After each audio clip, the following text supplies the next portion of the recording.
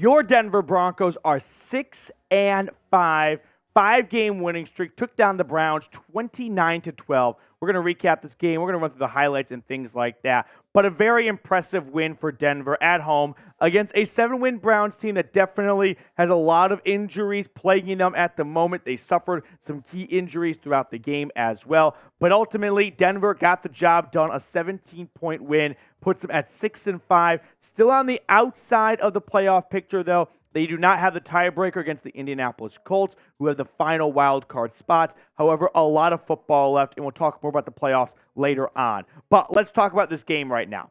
Dorian Thompson-Robinson and the Browns offense ran into a good Broncos defense that's just getting better by the week, right? Doesn't it feel like Denver's defense is just improving in every single area by the week? 3 takeaways, another big takeaway game for Alex Singleton and this Broncos defense. But ultimately, Cleveland's offense had some success in the first half, and then Vance Joseph and company really shut things down in the second half. Of course, losing your starting backup quarterback in DTR for the Browns does not make matters easier. Cleveland had to turn to P.J. Walker, but nevertheless, Denver's defense put on a really good show. And Russell Wilson of the offense, well, they didn't just do enough, right? They won by 17 points. But Russ continues to win games without putting up crazy, flashy stat lines. 13 completions for 134 yards and 1 touchdown. He was smart with the football, minus the 1 fumble. Did not put up put up balls for grabs or anything like that. He had some help from his receivers. Courtland Sutton, 3 grabs for 61 yards. As for the offensive pass interference, we'll just kind of touch on this really quickly. I thought both pass interference calls were debatable, so I'm not thrilled with the OPI if I'm Denver, but I think they kind of got a bit of a freebie with the DPI against Cleveland in the first quarter.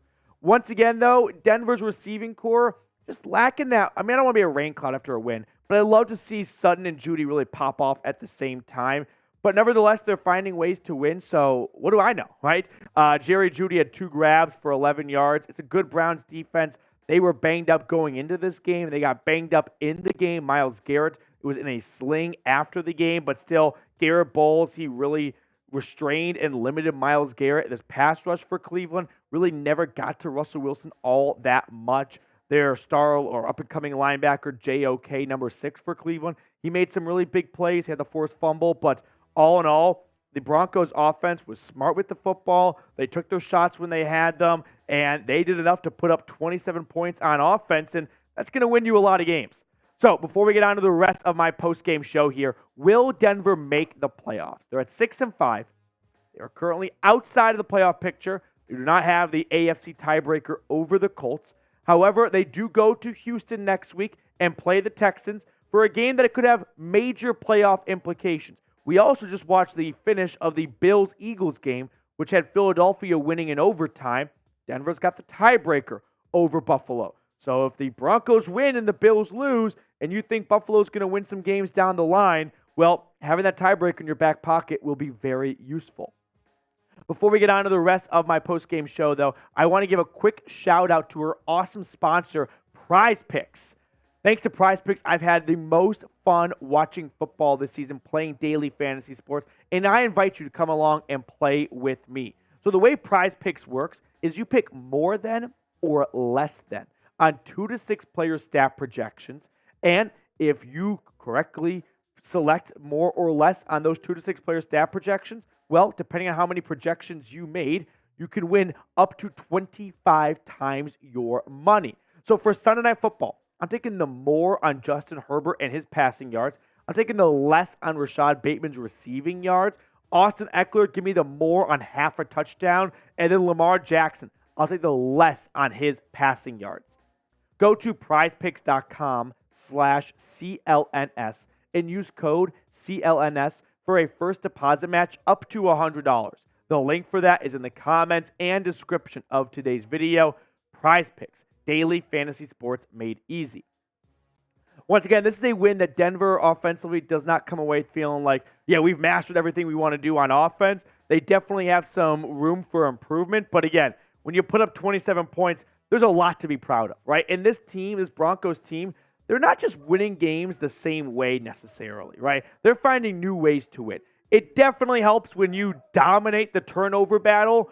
One takeaway for Cleveland compared to Denver's defense, forcing 3 turnovers, 3 fumble recoveries. They forced 4 fumbles, only recovered 3 of them. But that's going to be a huge spark as to why this team is winning games.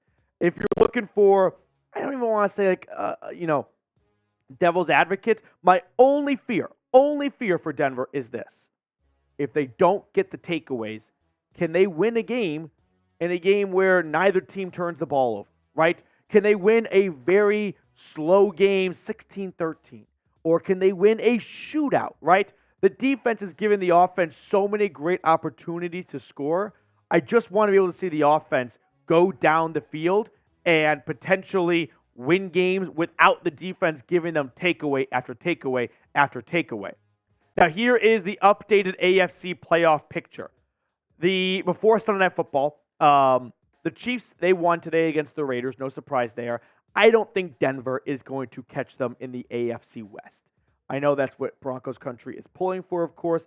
I'm guessing the Chiefs win the division. They have a very easy schedule moving forward. However, Denver sitting at 6-5. Man, you just have tiebreakers right now over Cleveland and Buffalo.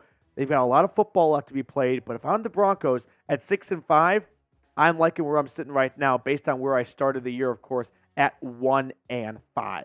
So, that's going to do it for us on our post-game show today. I appreciate everyone for tuning in. If you have not subscribed, make sure to go ahead and do so. But right now, Sean Payton, for a guy that came into the season talking a lot of smack about the Jets and Nathaniel Hackett, it didn't look good early on. But now it's looking good, right? Now this team and this locker room have learned what it's like to win games. I mean, think about when it was 14-12, right? Cleveland does not get the 2-point conversion. And what does Russell Wilson, the offense, do on the next drive? They drive down the field and they put up a field goal, make it a 5-point game. And at that point, they never really looked back. So this Broncos locker room has been so accustomed to losing. They didn't quite know what punches to throw at what times to really separate themselves when they had a lead, or how to come back when they're trailing. But we've seen Denver win in a multitude of fashions. And now we have the Broncos with the Browns in town in a 2-point game in the second half. And what does Denver do?